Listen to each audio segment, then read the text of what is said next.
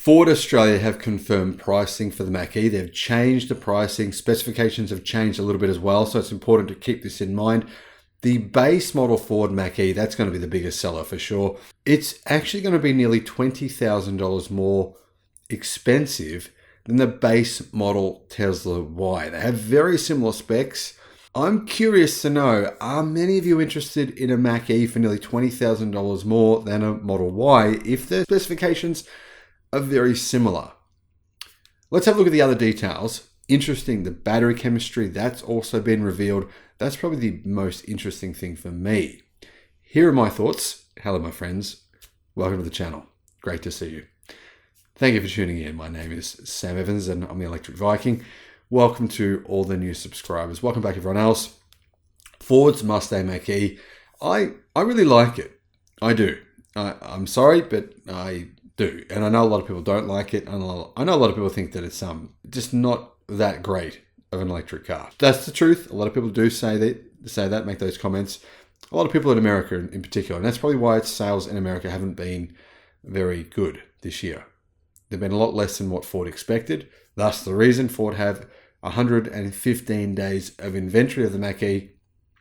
It's more inventory of the Mach E than any other Ford product. It could be more inventory of the Mach E than any other car in the US car market. I'm not sure, but it's one of the highest in terms of inventory in the US. So Ford's sales for the Mach E have just been very disappointing. And the biggest reason is just because of price. The Model Y is a bit cheaper and most customers are comfortable with buying a Tesla EV, not as comfortable with buying a Ford Mustang Mach E. I've always thought Ford's branding was a bit confusing. I think people kind of think a Mustang and they think, oh, it's some kind of sports car. It's not. It's an electric car. I think it's a little bit of a backfired. I think that idea to use the Mustang brand has backfired a little bit. It would have been a bit easier to just call it something else, and then there wouldn't be that connection with a V8 rear-wheel drive sports car. It's a little bit confusing. But anyhow, Ford are planning on selling the base model Mach E in Australia for $79,990. So 80,000 Australian dollars. So that's around about 58,000 US dollars. It's quite a lot more expensive. That makes it about nearly $10,000 more expensive US dollars more than what it is in the US. So it's about 15,000 Australian dollars more expensive in Australia than America, which in my opinion doesn't make any sense because clearly this car is made in China. They're just going to bring the Chinese version to Australia where it's made at a cheaper price than what it is in the United States. It comes with a lithium iron phosphate battery pack. Obviously that battery pack is made in China. It's made by CATL. LFP batteries though, that's a good move. It's a 71 kilowatt hour lithium iron phosphate battery pack. You can charge that battery pack to 100%. You don't need to worry about it. In terms of battery degradation, it won't hurt the battery. Generally, most other brands of batteries, lithium ternary batteries, so in other words, the batteries in your Hyundai EVs, your Kia EVs, your Polestar EVs, your Model S, Model X, the long range version of the Tesla, the performance version of Tesla cars. Generally, those battery packs, you don't want to charge them above 80% unless you're going on a road trip. If you're doing it every day, you will get more battery degradation. Lithium iron phosphate battery is not the case. You can charge those to 100%. It's not an issue. So you will get probably a bit more real world range than you think you would otherwise based on the quoted ranges. A little bit misleading. 470 kilometers of range, Ford say you'll get from the Mach E. But in real world tests, the efficiency of the Model Y seems to be a little bit better than the Mach E's efficiency. So the real world range of the Mach E will be almost pretty much identical to the real world range of the Tesla Model Y base model. So you really are paying around $20,000 more for a very similar spec product. In fact, the Tesla Model Y has some features the Mach E doesn't have. Now, why is it $20,000 difference? It's not really $20,000. It's actually $15,000. In Australia, the Model Y base model is $65,000. So $15,000, but because it's priced below the $68,000 mark, it qualifies for EV incentives in every state except for Victoria, and I don't think Tasmania has those as well. But anyway, there's not that many. Sorry, guys in Tasmania, but population is not that large there. So the majority of Australians, nearly 80% of Australians, can get EV incentives ranging from $3,000 to $6,000 off the price of the Model Y, but you can't get that off the Mach E. So that averages out at around an additional $4,000 per car for most buyers in Australia for the Mach E, meaning on average the Model Y will be about $19,000 cheaper than a Mach E. I think that's going to make it a tough sell. Yes, it does look kind of edgy, different.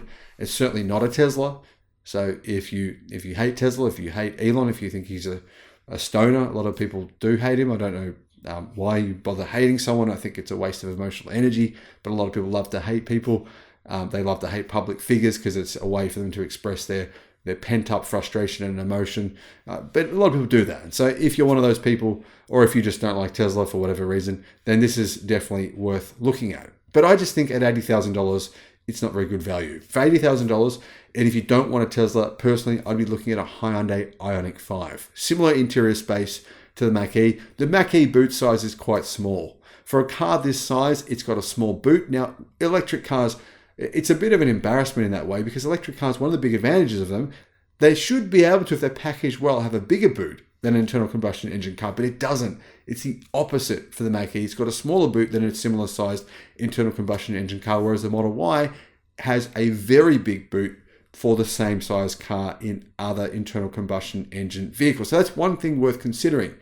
But there is one feature that I think you'll love, or you might like, that you don't get in the Model Y. That is just having a display right in front of the driver. Now, I know a lot of people want those in the Model Y. A lot of people say, in fact, some people get them aftermarket. You can buy them aftermarket, you can buy them on Amazon, you can install them in your Model Y and your Tesla, but it's not a standard feature. That comes standard in your Ford Mustang. And that's one thing I think buyers who are not comfortable with not having that digital screen right in front of them, they might like that option. Worth considering. So there's two other models that Ford are bringing in. I haven't mentioned them yet because they're just going to be total niche market vehicles. They'll have very small numbers of sales for these cars. They're still worth looking at though.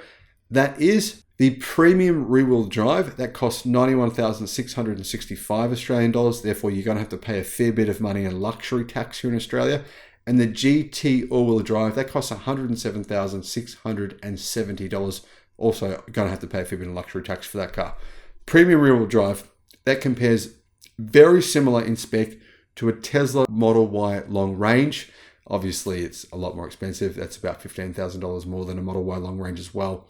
Then the GT all-wheel drive, that compares to the Tesla Model Y Performance. And of course, that's about $10,000 more than a Model Y Performance. What do you get for your money though? Are they better? Okay, the base model, the cheapest model, the $80,000 model, it's a rear-mounted, so rear-wheel drive is a good thing in my view, 200 kilowatt and 430 newton meter electric motor. That's the one that comes with a range of 470 kilometers. The mid-range model, the premium model, has a 91 kilowatt hour battery. It's not a lithium iron phosphate battery, so in my opinion, that's the disadvantage there, but it's still a good battery pack. It's a 91 kilowatt hour pack, nickel cobalt chemistry, of course, along with lithium. It has a 216 kilowatt motor with 430 newton meters of torque. So same torque figure, just a bit more power, about 10% more power. It has a range of up to 600 kilometers. Now, real world testing, it's not getting anywhere near that. From what I've seen, closer to about 550. That's still a lot of range though. That's over the 500 mark. If you need a longer range model, that's a really good option. There's not many other options on the market with that kind of range, but it's a lot of money.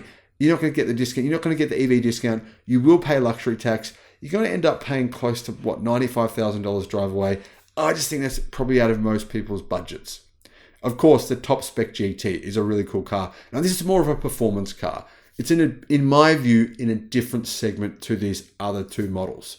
It comes with the same 91 kilowatt hour pack as the premium model, and it gets an electric motor on the front axle. So it's all-wheel drive, and it has 358 kilowatt, 860 newton meters of torque. That model will be very fast. That's really a kind of a competitor to something like a Audi SQ5, right? Similar kind of size, similar kind of performance, in fact, better performance.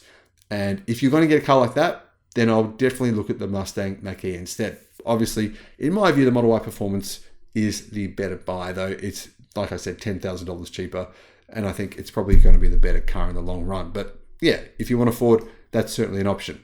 The other models that model compares to, you can look at the Kia EV6 GT. Now, the Kia EV6 GT has about 100 kilometers less range than a Model Y Performance or than the Mach E GT Performance. So personally, the EV6 GT for me, I love the car. It looks fantastic. I've completely written it off. I think the range is just too short for the price. I think if you're going to pay $100,000 for a car, drive away, range of 380 kilometers is just not enough. That's why the EV6 GT, as much as I love it, is not really something I would consider. So therefore, for me, you've got the Ioniq 5N, new car coming out. That could be good, worth waiting for. It could be out in about 6 months. Then, of course, you've got the Model Y Performance and the Mach E GT. There's 3 interesting models in the performance SUV segment to have a look at. Performance, how fast is it? Very similar 0 to 100 time as the Model Y Performance, 3.7 seconds. So Americans, that's 0 to 62 miles an hour. Basically, Model Y Performance and the Mach E GT, pretty much the same performance. This makes it, though, the fastest accelerating vehicle Ford has ever sold in Australia. That's pretty cool that happens to be an electric car, and an SUV at that. All variants have 150 kilowatt DC fast charging and a maximum 11 kilowatt AC charge rate for home charging. So obviously those charging speeds are a fair bit slower than the equivalent Tesla vehicles.